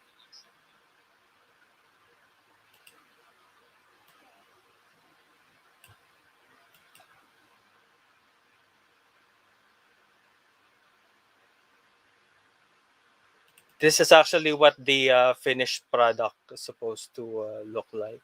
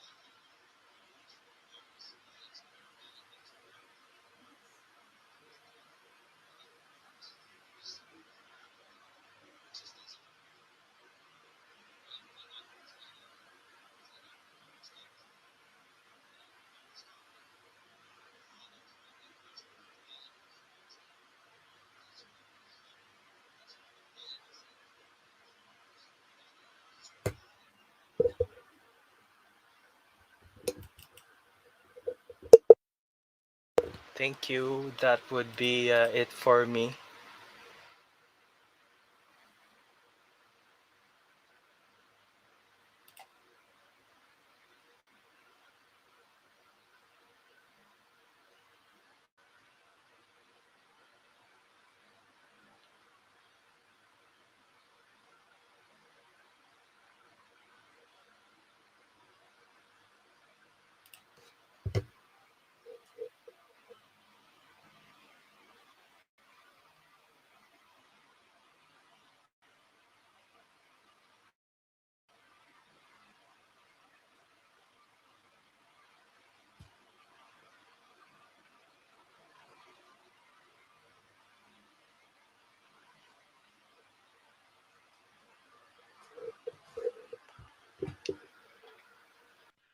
Okay, guys. So if you have questions, feel free to post it in our comment section.